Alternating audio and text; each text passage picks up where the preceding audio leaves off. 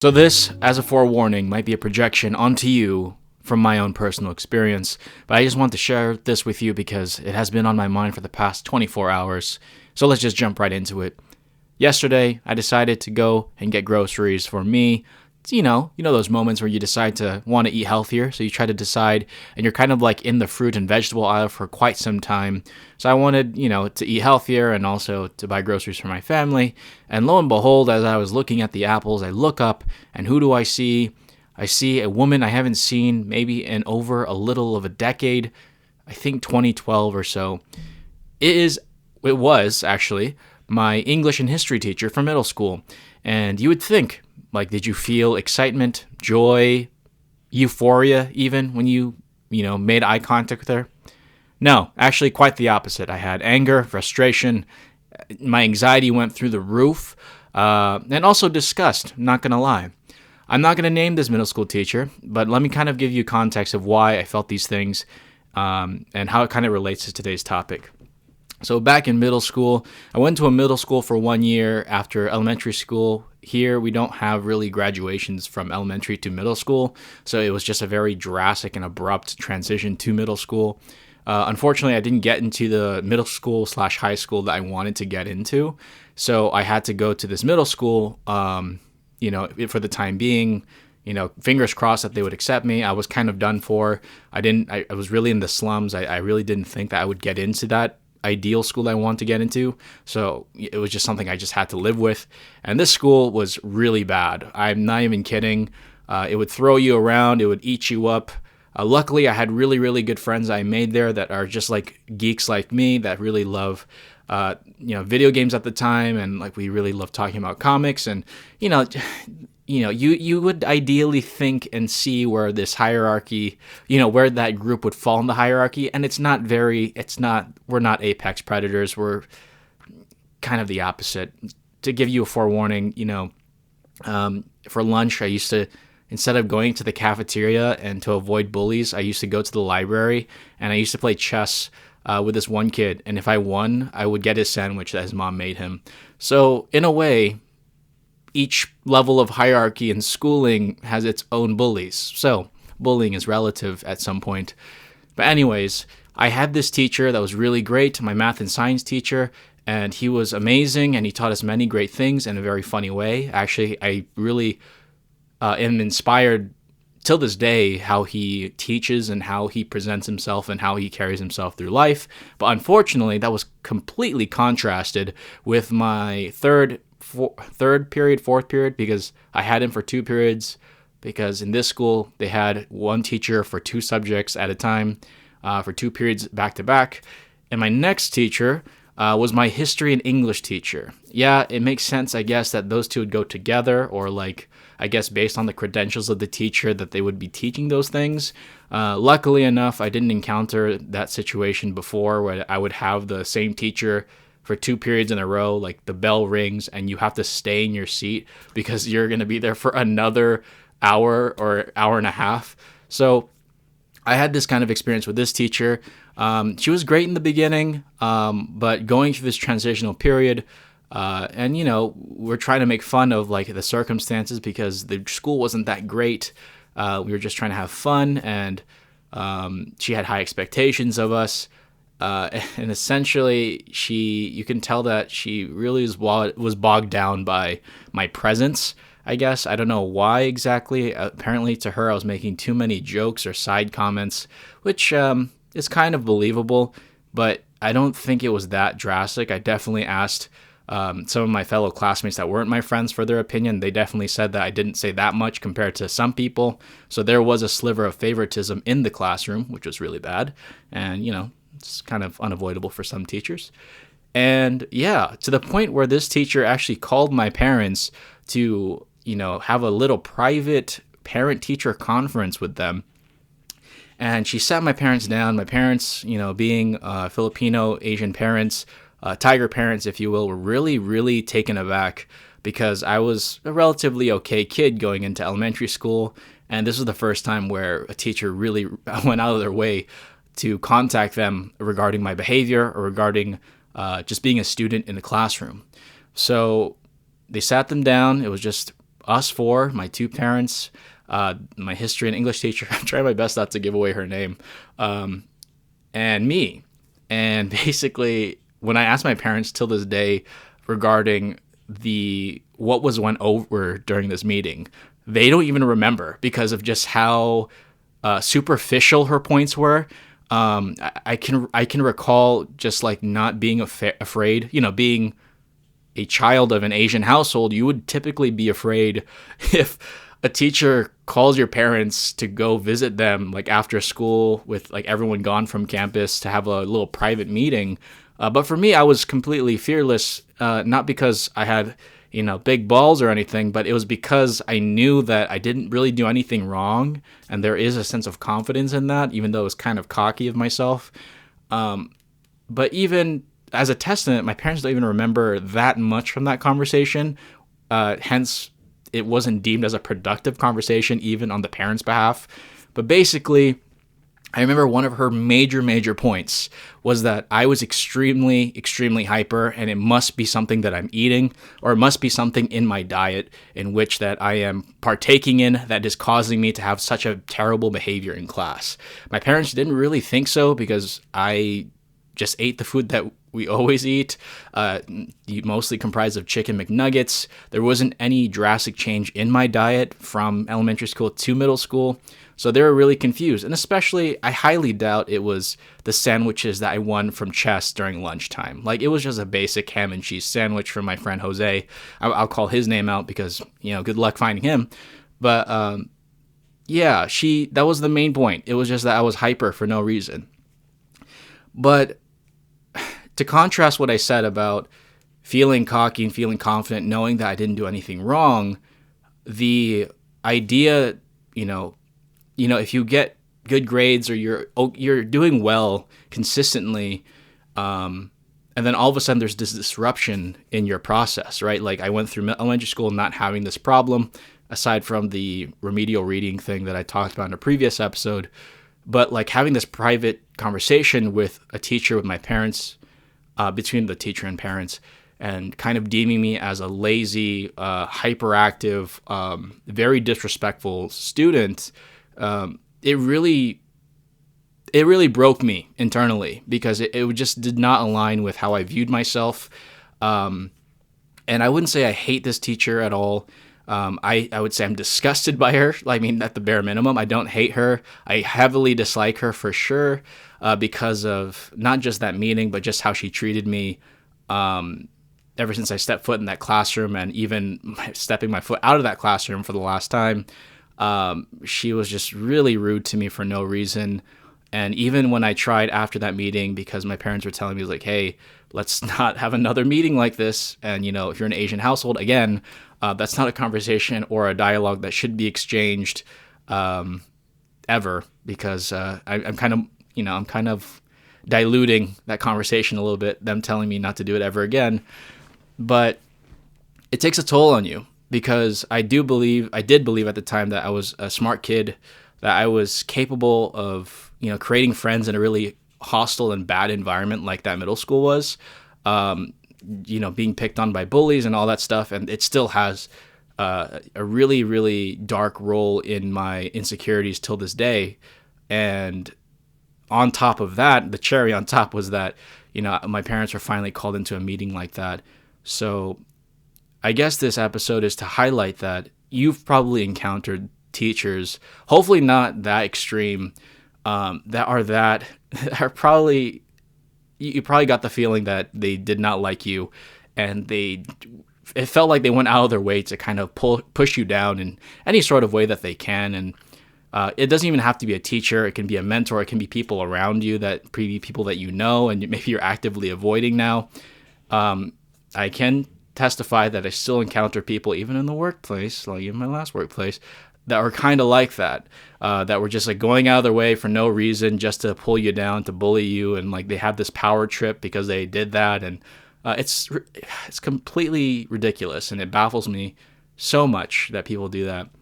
So the point of this episode is not me ranting about you, even though it's been going on for a while, but hopefully I painted a good story for you, not to feel pity for me, But to paint a story in terms of the message of this episode, which is not a projection of my own insecurities, but it's to reflect on the people that may fall under this category in which I felt when I saw my middle school teacher for the first time in over a decade, which is maybe it is a teacher that made you feel, not worthy of good things, or maybe they made you feel very uncomfortable in your own skin, or maybe they made you feel like dumber than you actually are. And hopefully, they didn't coin in any of those terms like lazy, misbehaving, disrespectful, stupid, all those negative terms. I hope that you were not delivered that blow very early on, because that really does take a toll on you. Unfortunately, those words have been said by teachers to my parents, even to my face in class, by teachers mainly in elementary and middle school. And it really just makes me sad that young Rommel had to go through that. And I really pray that you didn't have to. But you'll always have those people in your life, unfortunately, that will bog you down, that will try to sap away your energy. And like we said, like they go on this ridiculous effort to sap you of that energy. It just feels like they're going out of their convenient way just to do that. Like they're out to get you. And you're not entirely crazy, because I know some teachers that do that. And like, again, not just teachers, but people in general that do that because it just makes them feel better about themselves. And it's kind of supplementing the narrative of the bully, right? Because like bullying doesn't just stop in like at this certain age, and not all people grow up or graduate from the bullying stage of their life. And some people just, like we said in the beginning, project their problems onto people. But I think there is a silver lining to all of this. Like I did feel disgusted and frustrated, and really, I think disgust is a good word, seeing my middle school teacher once again, especially since I'm like 20 plus years old, and the last time that she had a relative impact in my life, or she was in my life to begin with, was when I was like 13, 14, and it's been like 12 years already. And I just cannot believe that. You'll probably encounter them again, and that's not necessarily a bad thing. Let me kind of explain this. When I rushed to the other side of the store because I didn't want to see that history English teacher like the other day, it made me think about it. And I just didn't, I was not filled with frustration or disgust for quite a while. Rather, I saw it in a different light, that maybe the universe delivers these or redelivers these people and lets them reemerge for another time in your life. Maybe you're in a completely different place like I am, in which, my middle school memories started flooding in. But maybe the universe sends them back again into your life. Maybe not in an active role or even a supporting role, but just like a cameo appearance. Maybe the universe does that just to remind you of how far you've come and how strong you've, grown since that time in your life. Like they are walking artifacts or walking time capsules of who you were as a person. And I definitely felt like a 13-year-old kid again when I saw her face, because it was just like she didn't age a day. And she was already, old looking, no offense, when in middle school. But when I saw her again, she literally looked the same as when we had that parent-teacher conference, which I surprisingly remember more than my parents. And maybe I was disrespectful to her. Maybe she took it as a different way. Maybe I was way more out of line than I thought in my own head. But I still think that the execution, what she did, was incorrect. How she decided to pull up these random shallow points to my parents as if they are constructive feedback was not right. And as a previous teacher, I realized that even going into the job, that I never wanted to partake in that kind of behavior, and like having parents come up to me and then me immediately navigating the conversation like I am the steerer of the ship, and kind of putting all the problems of their child in their face, as opposed to having them talk about it and figuring out where they're coming from. And it just makes me sad that, teachers like that exist. But going back to the point, maybe the universe allows them to have cameos for a reason, to serve as like random benchmarkers as to realizing again how far you've come in life. How long it's been is like kind of surface level. It's like, oh my God, it's been like 10 plus years since I've seen this woman. But if you dig a little deeper, you realize that, okay, who was I? You know, the next question is, who was I like 10 plus years ago when I last, my path converged with this person? And you realize you're an entirely different person. And there is some strength in that. There's a lot of confidence found in that. And this isn't the only time that a teacher, you know, I like referring back to my teachers because they have the biggest impact in my life so far, and sometimes not in the best way. And I try to make it constructive as possible. But I saw my other teacher for biology in my high school who was also not very kind to me at the optometrist, and I was just taken aback as well. But I just wanted to come on to this episode and just re-clarify. If you do see these people that once served a very negative part in your life, and especially this time in my life where I was just, like I said, downtrodden by being in this really bad school, supplemented with this really bullyish teacher, and not in like the constructive way. I guess these people have cameos from the universe to remind us of how strong we are now. And as a reminder that we are not exactly copy and paste who we were when we last saw this person. And that's not a bad thing at all. We know many more lessons, and we know many more things. We've gone through the motions, and especially if it's been years since the last time you saw this person. And rather than saying like, oh my God, I hate this person, like this is like so frustrating that they're shopping at the same store as me, like what the... Rather than going into the surface level emotions of it, always have those backup questions. It's like, why am I feeling this way? Who was I? Who was I that many years ago? And the third most important question or follow-up question is, am I the same person? If not, is that a good thing? And usually it is a good thing that you're not the same middle schooler that's like blasting TikTok by Kesha in the computer lab like I did when I went to that school. Just to give you a little benchmarker of like what year I went to middle school.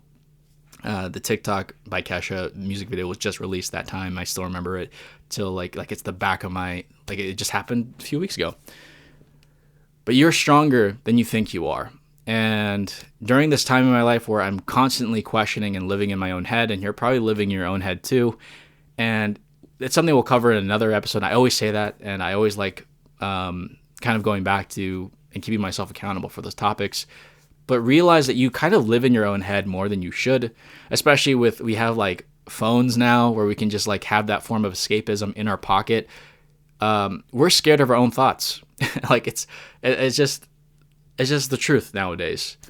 And when we are faced with the reality or the reoccurrence of a reality that once existed, like a previous person in our life coming back all of a sudden at a store without us even expecting it to happen, rather than jumping into our phone and like jumping into the black hole of TikTok or the doom scrolling of Instagram, we should think about why exactly we're feeling that way. And like, this is like what therapy sessions sometimes get at, is that why exactly are you feeling that way? And is it necessarily a good thing or a bad thing that you're actually thinking about these things?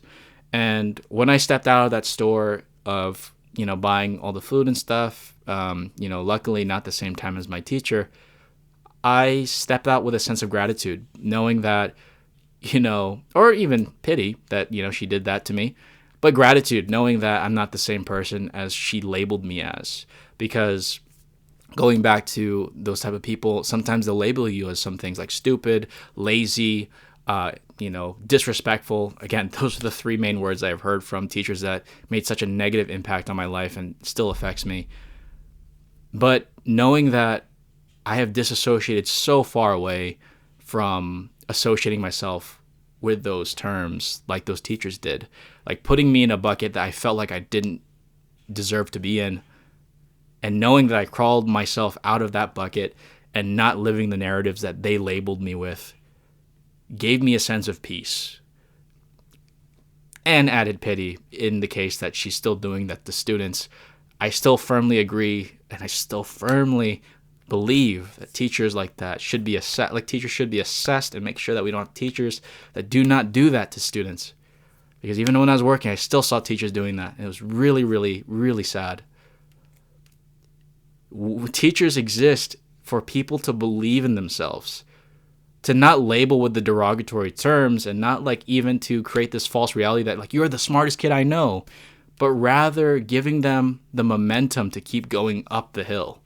Because some kids just need a little push. They, not in the bad way where like you're yelling at them, but they just need to be reminded that they can accomplish the things that they want to. And I can't even name or number how many people have told me that the things I talk about or the goals that I set for myself are out of reach, and especially mentors and teachers. And yet, like, what? Why are we allowing them to put limitations on things that we envision for ourselves, you know? So again, I'm rambling again.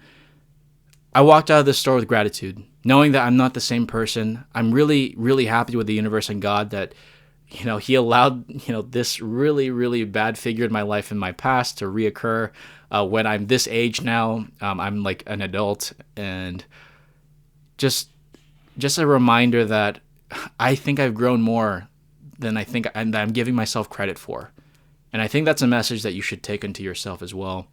That I know that you may feel overwhelmed, like I mentioned in the previous episode of this podcast, that you may feel that like you're not growing enough, that you're the same person as you were last year. You're playing the same Fortnite matches with the same people, you know, every single day for like how many years now or whatever.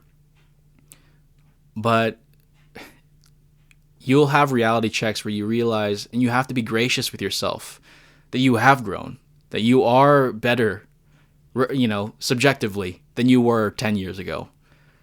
And as I thought about my middle school self in my mind, as I was running through the store trying to be as far away as possible from my history English teacher, I embraced my middle school self, because I knew that every single day that kid wanted to cry. That kid was bullied so consistently. I don't want to say like once every day. I would say a little bit more than that. Hence why the lunch breaks in the cafeteria. And sorry, getting emotional. It was a very transformative period in my life. And I think that really served as a foundational pillar for who I became till this day. So I thank you, my English and history teacher, for, in such a really, really rocky way, making me realize that I can take my own narrative into my own hands, and I can write my own story without you smudging it. And even if you did smudge it, I'll find my way to work around it, and I'll write my own story, and I still am. So I'm not who you said I was, nor are you what other people say you are or were. You have the power to write your own story. And yeah, I think we're all loving people, and some people show it in different ways, and it's ridiculous. It's ridiculous how teachers are like that. But thank you, Ms. Redacted Name, for showing me the way that I don't have to be living the labels that you placed on me, that we can actually remove the labels and create our own labels and write our own stories, as you can. So if someone like that comes back into your life, hopefully not anytime soon, maybe if you want them to happen anytime soon, make sure to reflect more on how much you've changed, more than the emotions that they made you feel at that time, because there is strength and there is a lot of gratitude and confidence that comes from realizing that we're all on this journey, and you are stronger than you were when you last crossed paths with that person. So I love you guys. If this was helpful, please do like and subscribe. I hate saying that, but sure. Follow this podcast on Apple Podcasts, Spotify, whatever, so be it. It would be really great if you leave a review, if you recommend it to someone. Do let me know what I'm doing wrong. I do leave an email in every podcast description. But if this was really helpful, please do let me know, especially if you don't like, actually, I want to highlight this. If you don't like any of the content as well, do let me know so I can like steer clear of that, rather than just like relying on what sticks and what doesn't, based on how many views there are and likes there are. So I do really want to make this a communicative effort on behalf of both of us, to make it beneficial for you, because this is not a story about me. This is a podcast to remind you that you can write your own story. And sometimes life's biggest questions come in different forms. And life's biggest answers come in many more different forms. So I love you guys so much. Thank you so much for listening. I drop an episode as much as I can every Monday. So be checking in highly on that. So again, this podcast is available on all the podcast platforms: Spotify, Apple Music, Google Podcasts, I think as well, Amazon Podcasts.